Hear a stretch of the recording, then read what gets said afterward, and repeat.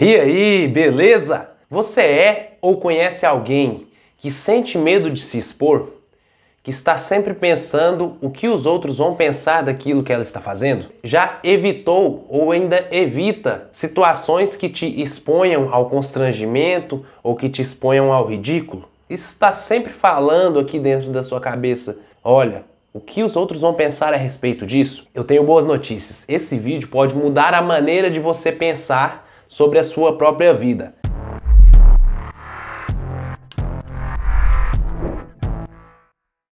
O nosso tema de hoje é a necessidade de aprovação. O que significa essa necessidade de aprovação? É quando você pensa em fazer alguma coisa, você deseja fazer essa coisa, ela faz parte de algum objetivo seu e vem à sua mente aquela perguntinha: mas o que será que vão achar a respeito disso? O que será que o fulano A ou Beltrano vai pensar quando me ver fazendo isso? Será que isso é bom ou ruim para você? De certa forma, podemos pensar que isso é bom. Por quê? Porque isso está nos prevenindo de certas exposições, de passar por ridículo, de fazer coisas que às vezes não estamos percebendo o mal que nos faz.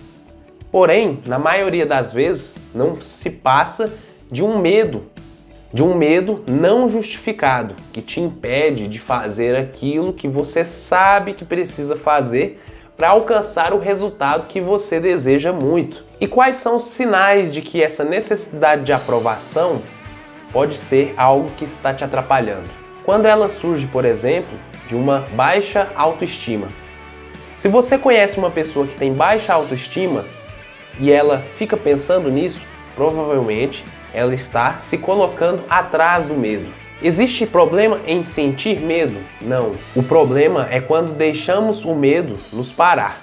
Neste caso, nós temos duas opções quando nos deparamos com o medo. Nós podemos ser corajosos ou nós podemos ser medrosos ou covardes. Quando nos deparamos com o medo diante da nossa vida, algo normal, nós podemos tomar algumas atitudes. Podemos tomar, por exemplo, uma atitude de coragem, de enfrentar esse medo e diminuí-lo ou eliminá-lo de nossas vidas. Essa é uma atitude que tende a resolver o problema. Ou podemos ser covardes, nos esconder atrás do medo, chamá-lo de trauma e carregá-lo pela vida inteira. Não estou aqui dizendo que todos os traumas são coisas fáceis de resolver, mas quando a gente resolve um medo, ele não se torna um trauma. Temos também aquelas situações em que agimos com uma certa estupidez, em que o medo está realmente nos protegendo de alguma situação que coloca em risco a nossa vida, seja a nossa integridade física ou a integridade psicológica. É diferente quando você pensa: eu estou passando por um risco de integridade física de sofrer um assalto, ou então eu estou passando por uma situação de violência psicológica no meu trabalho, no casamento e etc. Não, estou falando dos casos normais, em que uma pessoa pede para você falar na frente de um público, para você fazer alguma condução religiosa, de uma reunião, para você prestar agradecimentos quando estão cantando parabéns ou comemorando o seu aniversário, e você não consegue, você trava diante daquela situação. Aquela situação ela poderia muito bem ser tratada e resolvida, porém você prefere esquecê-la. Afinal de contas, o medo te incomoda e você pensa: eu vou me proteger dele colocando ele para fora do meu quarto. Porém, quando você sai e tenta se expor novamente, ele está lá te esperando. Então essa é uma situação que precisa ser resolvida, e uma das formas de resolver é você tomar consciência de que você está com esse medo ou com essa paralisia por considerar demais a opinião dos demais, de pessoas que muitas vezes não estão nem te observando. Se estão te vendo, não estão te dando atenção. Nós temos a tendência de imaginar que as pessoas estão sempre prestando plena atenção ao que fazemos e que elas vão perceber todos os detalhes daquilo que estamos executando. Por exemplo, imaginamos que elas vão notar a nossa tremedeira, imaginamos que elas vão pensar até como estão nossos pensamentos, como a nossa cabeça está fervilhando. Logicamente, a maioria das pessoas conseguem perceber certos detalhes como microexpressões faciais, a forma como que você movimenta e a entonação da sua voz. Mas quando você se expõe, nem sempre elas percebem os detalhes da sua execução. Como por exemplo, se eu falo e gaguejo rapidamente aqui, a pessoa deixa isso passar despercebidamente, porque a comunicação cumpriu o seu objetivo. Ela chegou até essa pessoa e ela entendeu o que eu estava falando. Então não são erros crassos, erros que vão nos deixar passar por ridículos, como tanto tememos. Acontece que, por muitas vezes, temos oportunidades e temos etapas que precisamos superar para alcançar determinados objetivos. Ser promovido na sua empresa, ser uma pessoa que compartilhe boas mensagens ou que ajude as pessoas mais próximas, passa por certos tipos de exposição. Inclusive a exposição ao julgamento do que você está falando, ao julgamento do que você pensa e como você enxerga o mundo. Não é que as pessoas não sejam relevantes em nossas vidas, que tenhamos que deixar todo mundo de lado. Mas é que se você quer ter a sua vida no seu próprio controle, você precisa tornar a relevância delas sempre inferior à sua própria relevância. Quando você sabe o que você realmente quer, por mais que seja estar com uma pessoa que não é do agrado das outras pessoas que estão do seu lado, você precisa tornar isso um objetivo principal. É claro que você sempre terá que arcar com as consequências disso. Às vezes será necessário se afastar de pessoas, às vezes será necessário mudar sua conduta, às vezes será necessário que você percorra um caminho diferente do que vinha percorrendo até então. Porém, quando você percebe quais são os seus objetivos, para que lado você quer que a sua vida se direcione, isso se torna muito mais simples de gerenciar. Não é que você esteja ignorando todos os outros e dando murro em pontas de facas, ou esteja sendo teimoso, fazendo aquilo que todo mundo fala que você não deve fazer. É que você deve escolher ouvir as pessoas certas apenas nas qualidades nas quais você escolhe se inspirar nessas pessoas. Não é porque é o seu pai falando que ele vai entender de tudo. Não é porque é o seu melhor amigo falando que ele vai sempre te dizer qual é o melhor caminho. Mas provavelmente, na boa intenção deles, eles vão estar sempre com a intenção de te proteger. E nem sempre o que você precisa é realmente dessa proteção, mas é de avançar para poder alcançar algo que você quer muito. Afinal de contas, quem não avança, quem não arrisca, não corre o risco de se arrepender por ter feito algo de errado. O arrependimento dele sempre será porque ele não fez. Porém, o fato de não existir aquela trajetória incorreta, aquela trajetória de aprendizado onde você caiu, vai fazer com que você naturalmente se proteja e que não tenha se exposto a uma situação que talvez nem fosse tão ruim assim. É sempre muito simples eu falar para você, não faça isso, porque se isso der errado, você vai se sentir assim.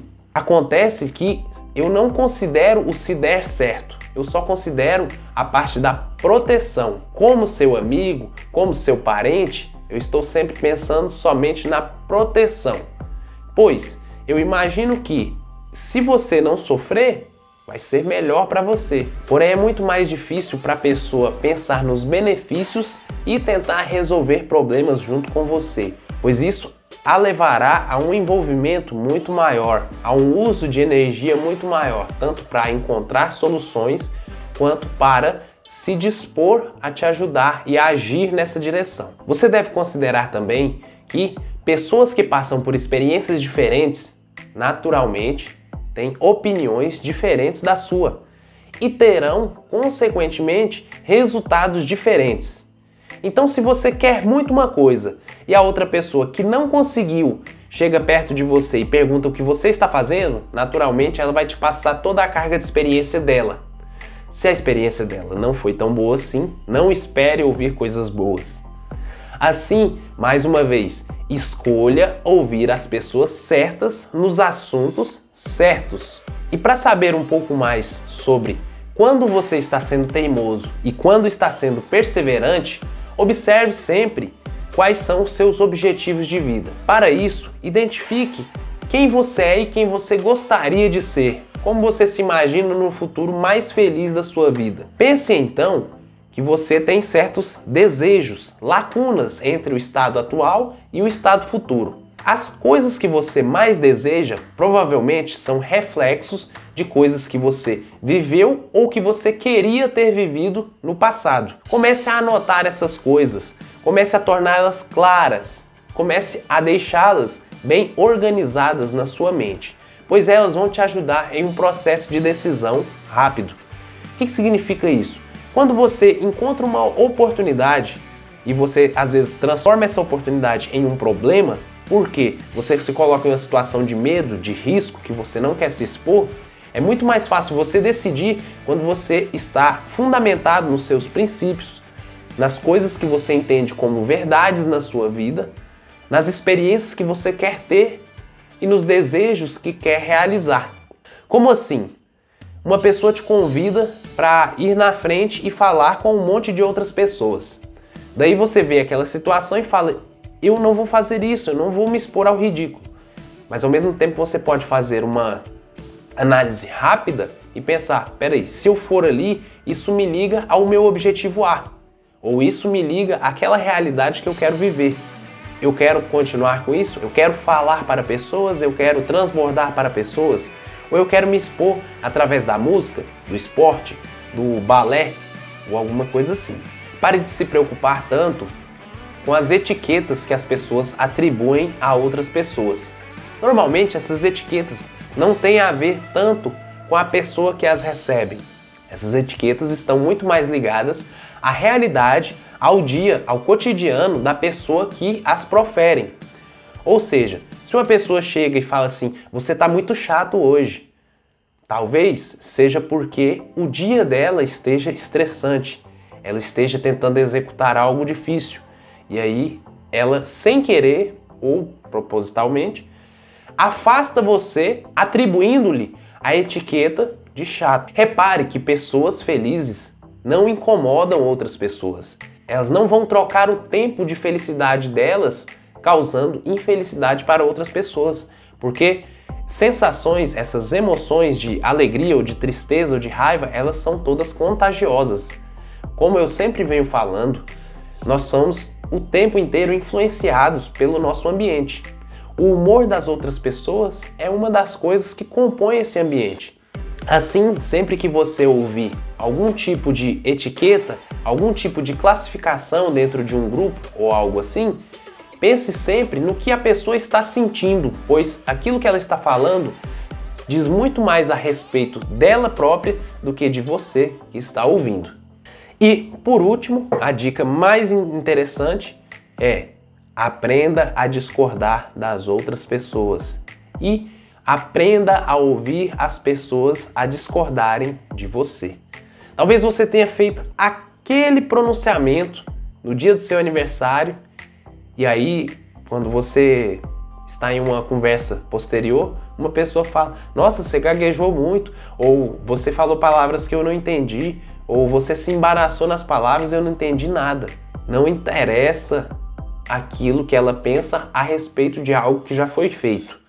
Interessa apenas o aprendizado que isso lhe traz. Se ela quiser compartilhar todos os seus erros, isso será ótimo para você, pois você pode coletar cada item que ela disser e melhorar nos futuros. Se você achou que aquela sua fala, que aquela sua exposição foi muito boa, imagine o que vai fazer na próxima com todas essas informações. Então, você reverte algo de negativo que a pessoa lhe diria para algo de muito positivo, para te fortalecer ainda mais nas próximas vezes que você se sentir desafiado. Para que você receba melhor as discordâncias, as críticas e aquelas coisas que as outras pessoas falam para você, faça sempre o seguinte: não leve nada para o lado pessoal seu. Talvez aquilo que ela esteja falando seja algo muito mais do pessoal dela, mas você vai se colocar sempre em uma situação mais imparcial em relação à mensagem e o receptor, que é você. Imagine como se ela estivesse falando para você, mas você conseguisse observar de lateral, você fosse uma terceira pessoa, que estivesse apenas ouvindo o que ela fala, analisando como você deveria receber melhor essa mensagem. Isso fará com que você pense bem diferente a respeito do que as pessoas analisam sobre o que você faz. Bom, eu espero que você tenha curtido esse assunto. Eu acho que se você pensar dessa maneira, você vai superar muitas barreiras, assim como eu utilizo dessas ferramentas para superar medos e desafios aos quais eu fico com receio de me expor. Compartilhe esse vídeo com alguém se você acha que faz sentido. Curte, pois isso ajuda muito a gente aqui do canal. Você não sabe a importância que isso tem para nós. E assista os meus próximos vídeos. Até logo e tchau!